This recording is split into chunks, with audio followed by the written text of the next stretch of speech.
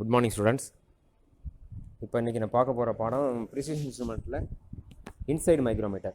இந்த inside micrometre என்பது பேர் இட் செல்ஃப் அதிலேயே தெரியுது உங்களுக்கு. உள்ள அளவை அளக்கக்கூடிய ஒரு கருவி, நுணுக்கமாக அளக்கக்கூடிய கருவி. இதோடைய பாகங்களானது படம் 3ல் கொடுத்துருக்காங்க. Micrometer head, locking collar and screw, handle, spacing collar, extension rod. இந்த பாகங்கள் முக்கியமான இன்றியமையாத பாகங்கள் ஆகுது. இதில் மைக்ரோமீட்டர் ஹெட் அப்படிங்கிறது வழக்கமான மைக்ரோமீட்டர் போல தான் இருக்கும். இந்த இடத்த கவனிங்க, வழக்கமான மைக்ரோமீட்டர் போல தான் இருக்கும். இதை பயன்படுத்தி வழக்கமான லீஸ்ட் கவுண்ட் 0.01 mm வரைக்கும் நம்ம அளக்கலாம்.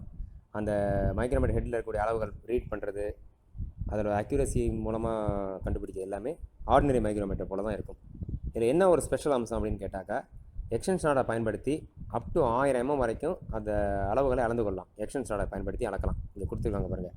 25 to 50, 50 to 200, 50 to 300, 200 to 500 and 200 to 1000 mm வரைக்கும் மைக்ரோமீட்டருடைய அளவுகளை, உள்ள அளவுகளை எக்ஸ்டென்ஷன் ராடை பயன்படுத்தி அளந்து கொள்ளலாம். மற்றபடி இதில் பாகங்கள் எல்லாமே அதே தான். மைக்ரோமீட்டர் ஹெட் என்று சொல்லக்கூடிய இந்த பாகமாகட்டும், எக்ஸ்டென்ஷன் ராடு வந்து அளவுகளை நீட்டிக்க செய்வது, லாக்கிங் ஸ்க்ரூ அந்த ஒரு குறிப்பிட்ட அளவுகளை லாக் பண்ண வைக்குது, ஹேண்டில் பயன்படுத்துறதுக்காக, ஸ்பேசிங் காலர் என்பதை உள்ளார இன்சர்ட் பண்ணக்கூடிய ஒரு பாகம். ஆக இந்த பாகம் எல்லாமே மோரலஸ் ஈஸியான விஷயந்தான். அடுத்தது இந்த மைக்ரோமீட்டர் உள்ளளவு அளக்கக்கூடிய ஒரு இடத்த, ஒரு ஜாபை காட்டுறாங்க. ஒரு ஜாபுடைய போர் அளவை மைக்ரோமீட்டர் பயன்படுத்தி அளக்குறாங்க. ரீடிங் வழக்கம் போல் பார்க்க வேண்டியதுதான்.